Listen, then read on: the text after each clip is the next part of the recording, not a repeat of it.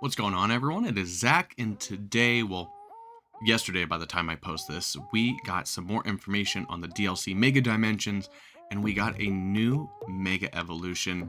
And this is what I believe is the second mythical Pokemon besides Diancie to get a Mega Evolution, and it's Zeraora.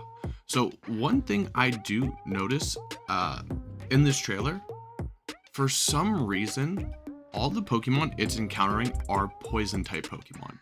So I really don't know if that is telling of anything, but I think it's interesting to note that all the Pokemon, like the Gengar, Haunter, Scolipede line, the Crobat line, is poison type.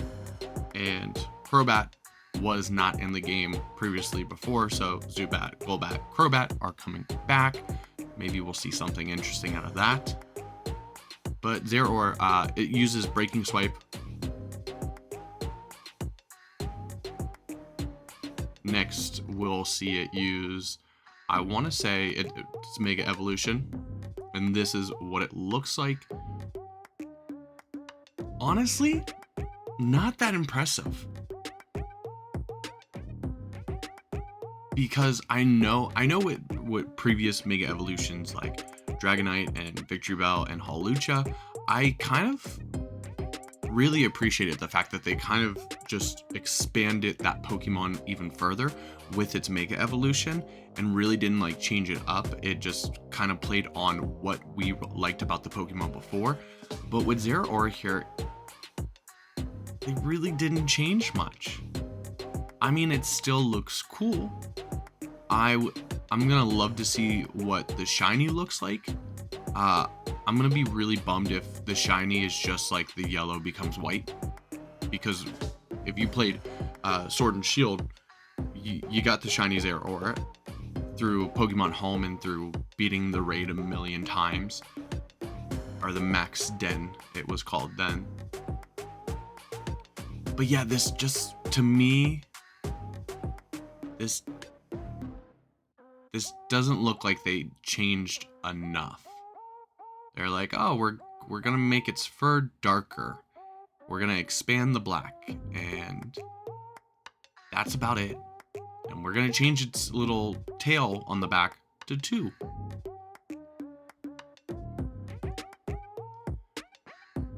So that's, once again, Brutal Swing. That looks like Discharge. I think because it hits and then goes behind the Pokemon, I think that's Volt Switch. And then you see the Plasma Fist, which is the signature move. Yeah, like when we look at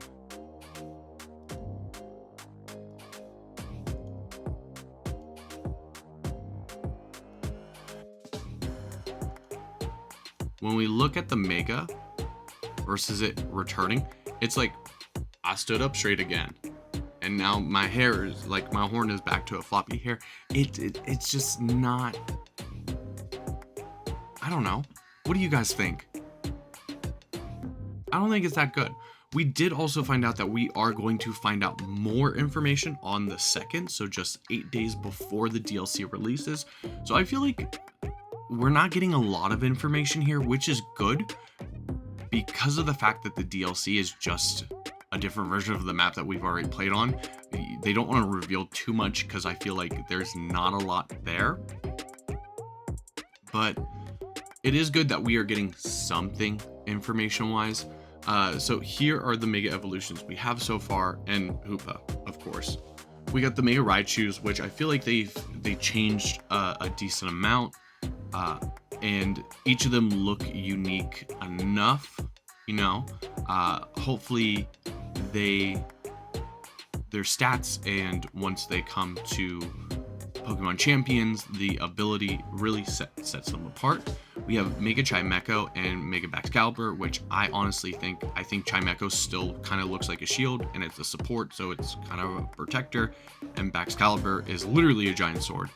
I do note the sword and shield motif going on with those two, so I get why they were together. And Chimecho, a lot of people like it, but Zeraora just doesn't change enough for me. Or like the changes, it just looks edgier. which is weird because like they literally just gave back Excalibur a sword. That should be edgier because it's a sword, it's a point. But I don't know. It's still a pure electric type. It's still the Thunderclap Pokemon. So is it going to get the move Thunderclap? Because it is the Thunderclap Pokemon. It says, it is thought that Mega Evolution removes the internal limiter that contains the electric energy stored within its body, allowing it to unleash powerful attacks that take down multiple opponents at once. And it just has moves that spread, like Brittle Swing and Discharge. I don't know. So, first of all, in ZA, the ability doesn't matter. So, like, Voltazorb is whatever. Voltazorb is, you know, you can get it on a switch. You can use it for, like, discharge spam stuff.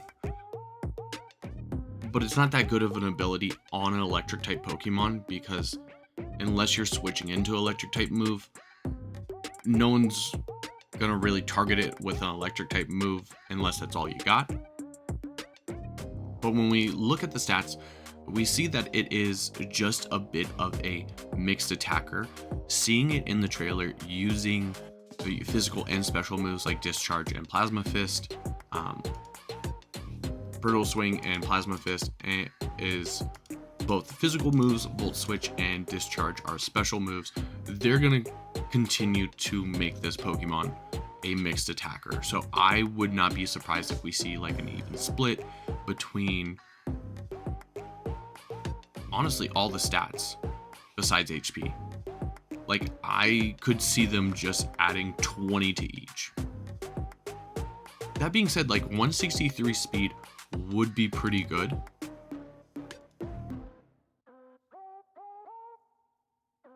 Like 163 for a Mega Evolution would be pretty up there. So they might not do that. They might put more into the attack. Like Zeraora is already a pretty fast Pokemon to begin with a base stat of 143. And I'm also looking at, where's Fluttermane in this?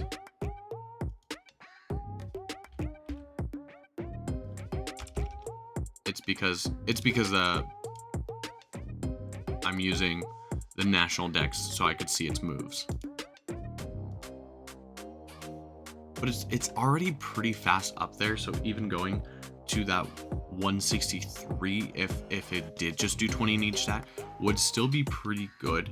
If it went up to, you know, like 132 attack, that would be middle. It would be in the likes of like Tyranitar, but it also has a special attacking, but usually you don't use too much